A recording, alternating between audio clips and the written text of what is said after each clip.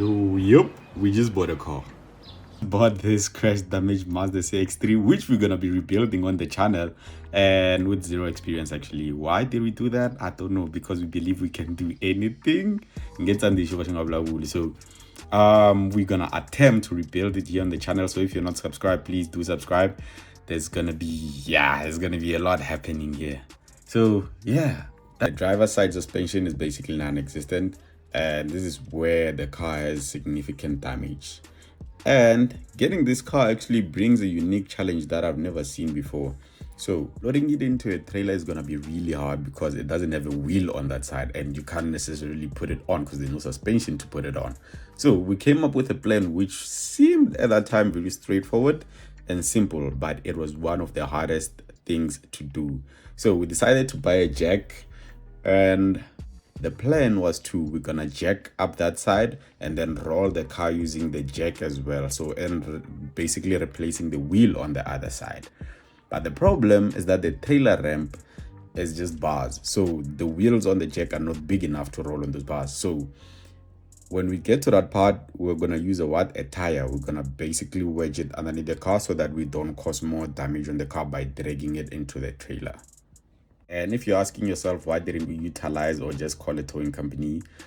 If you've called one, or if you know someone who has called one and told you, those are expensive actually. They are really expensive. So we wanted to save some cash and put it towards the car.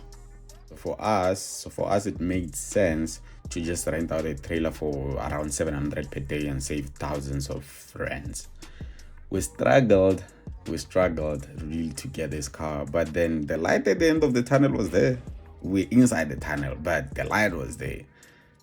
So after struggling for some hours, we finally got it on the car. Okay, it's finally on after how many hours? What's the timer? Yeah.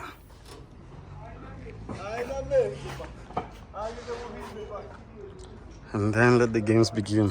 But what's gonna be worse is getting it off. I don't know how we're gonna get it off. Probably put it down and drag it with the car. Yeah. And then we're towing it with the Land Rover Defender, which I've actually reviewed. You can check out the video on the channel. Quite a cool car. And then we left. Driving such a ease. This car has plenty of torque, so it was quite nice. But the hard part was yet to come, offloading this car. So loading it was easy because there's a winch pulling it. But then offloading it, there's not going to be a winch behind to pull it that side. So we had to push it, and it's quite hard when the tires are flat and there's no wheel on the other side. And tough part. So getting it off, I think it's probably gonna need more brains than working hard. We got there and then we started pulling it out, and it took some time, and we got here around 8 and then we finished around 2 a.m. I don't really have a lot of footage because it was really hectic, and I mean, we don't really have a dedicated cameraman, so it's quite hard to get some footage when we get busy. So the next day we had to check up some damage. We removed the clips from the wheel well, and we removed the fender as well to assess everything. So the right side drive shaft is broken, as you can see there. Well, that part we saw before buying the car, including this hit on this lower part.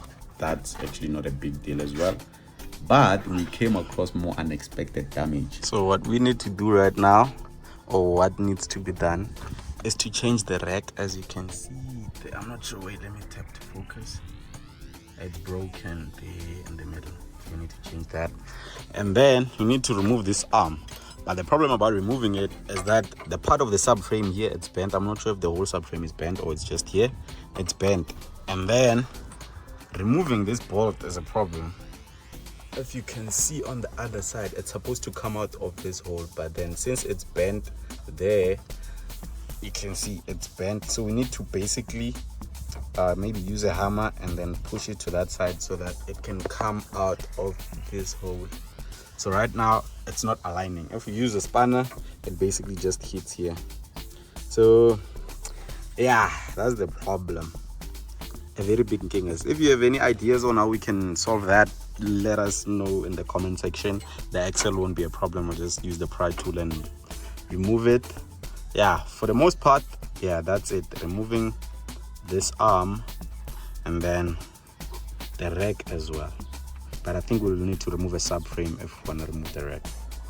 So yeah, that's what's happening right now, which is actually turning out to be a big job than what we anticipated, but it was expected and unexpected at the same time.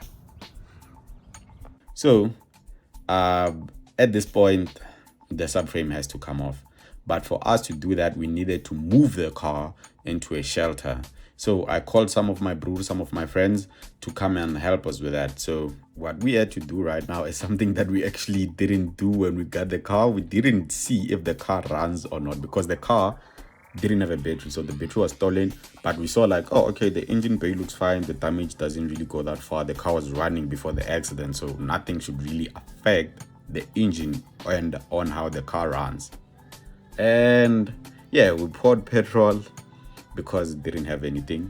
So what we needed to do to be able to start the car is to block the brake line. Since this is an automatic car, you have to have brake pressure for you to be able to start the car, but you won't have that brake pressure because the line is basically torn off. So just place the finger there so that we can have enough brake pressure to start the car, and this happened. Petrol maybe. Monu fakaka oni pampanya. Could be. Ya palani bo.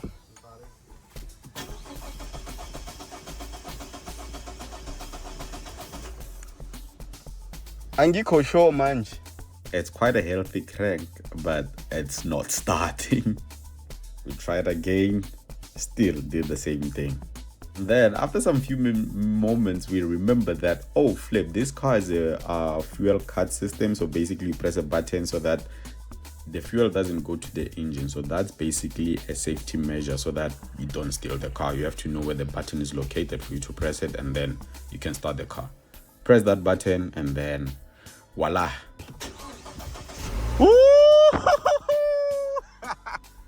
Nice. The car started really nicely and the crank sounds really nice. And it's idling perfectly. There's no like surprise noises from the engine. So yeah, this car can run. But at this state, you know, it won't run because there's nothing on the right side. Suspension. So the brewers got here. We've got some help now. Actually, all of these people have their own YouTube channels. There's Peace there. He's hungry. And then and then there's Neo, DST Films, and then there's Benji. He hasn't uploaded in 3 years. For sure YouTube forgot him as well.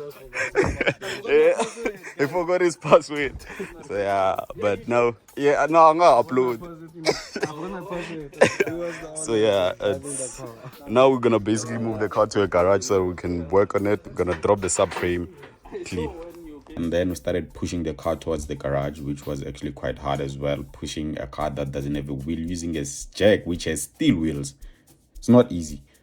However, yeah, we fought, and actually steering it was quite hard because as you saw, the rack is broken, the steering rack is broken. So you have to steer it using the hands, like literally guiding it.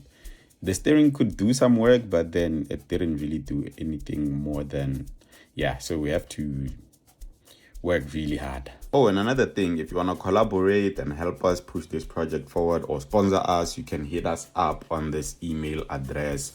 It's a body shop, or you sell car parts or something or anything that can help us and help you at the same time. Let's do it. Let's push forward. Danko. So now that we got the car into the garage, we have to remove the subframe. And if you're wondering what's the subframe is this part. Its basic function is to provide mounting points for the suspension, the steering components.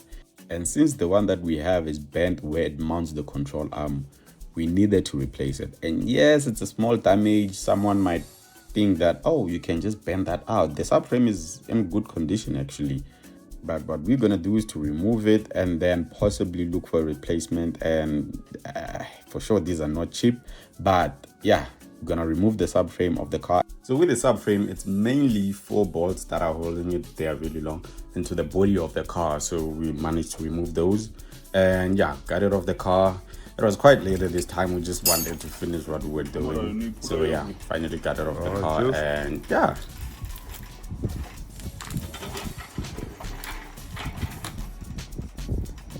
Yeah. Top frame out.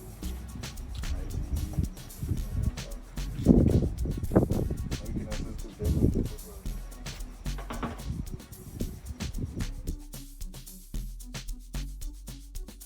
This is gone.